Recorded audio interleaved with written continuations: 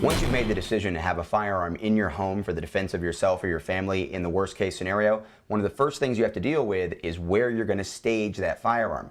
Now, there are a lot of options, and if you have multiple firearms, then you might even be able to stage firearms in multiple places in your home.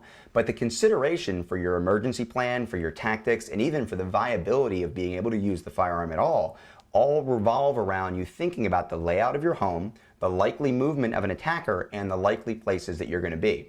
So we're going to go and look at a bunch of options inside of this floor plan, and we're going to start right here near the entryway to this home.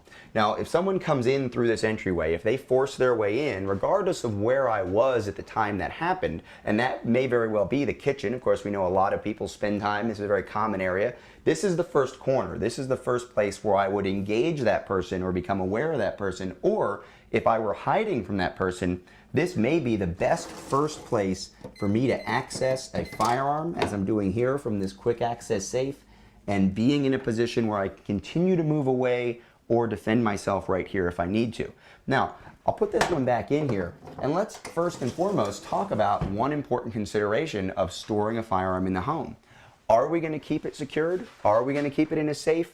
Or do we not have to worry about unauthorized access inside of our area because maybe there aren't kids, maybe we live alone, and in fact what we can do is have firearms that aren't secured and are more easily accessible. Perhaps I'm going to have a firearm not in a quick access safe inside of a drawer, but simply placed inside of a holster inside of a drawer, ready to go. Maybe loaded, maybe unloaded. Or maybe when I'm sitting on the couch watching a movie, I've got something even more potent available immediately should I need it in a worst case scenario. Now again, your bedroom is probably also a place that you're going to spend a lot of time, especially at night. Where are you going to be? Sitting inside of your bed.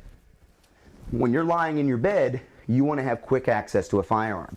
And this is a great way to do it with a bed holster. This holster is designed so that it can be made to hold a whole bunch of different types of firearms very quickly and easily accessible. And of course, if I'm under the covers, I don't even have to move it out of the way before I reach down for it. Also, in the bedroom area, probably going to be your last barricade area. 2, 3, maybe 4 doors in this case. If I can get the family, if I can get anyone in the house behind me into this area, that doorway is my last defense. At my last defense, I might want to have a very capable long gun that I'm going to use to protect myself or others, staged with ammunition or without. Of course, if it's without ammunition, you're going to want to make sure that that ammunition is close by and easily accessible.